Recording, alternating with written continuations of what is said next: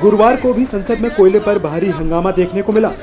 दोनों सदनों की शुरुआत हंगामे भरी रही, लेकिन हंगामे के बीच राहत ये रही कि सरकार ने लोकसभा में कुछ बिल पास करा लिए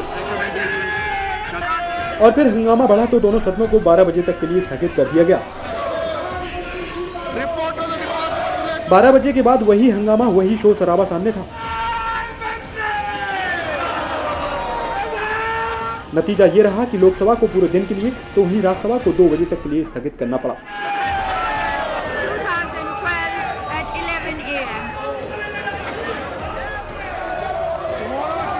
और फिर 2 बजे के बाद राज्यसभा को भी पूरे दिन के लिए स्थगित कर दिया गया।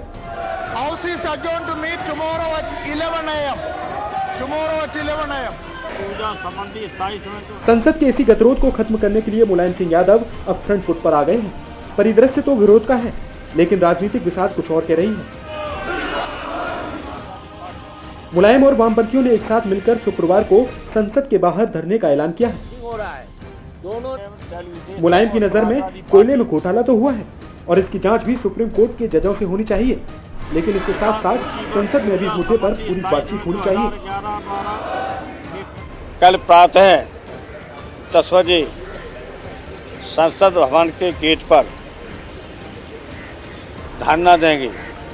संसद चलाने कोयला के क्षेत्र में घोटाले के दोषी लोगों के खिलाफ सर्वोच्च न्यायालय के सिटिंग जज से जांच कराने का मांग करेंगे और उनको सजा दिलाने की मांग करेंगे। जाहिर है मुलायम का ये दांव कांग्रेस के लिए बड़ी राहत है।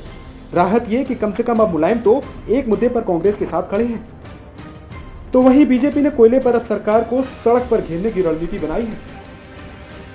पार्टी ने इस सब मुद्दों को जनता तक ले जाने का फैसला किया है और अभी 31, 1 और 2 शुक्रवार, शनिवार और रविवार में लगभग देश के 40 प्रमुख शहरों में हमारे नेता जाएंगे, सभाएं भी करेंगे और पत्रकारों को भी संबोधित करेंगे। समाजवादी पार्टी साफ है कि मुलायम भी कहीं न कहीं धरने के जरिए बीजेपी के आंदोलन पर सेंधमारी में जुटे हैं।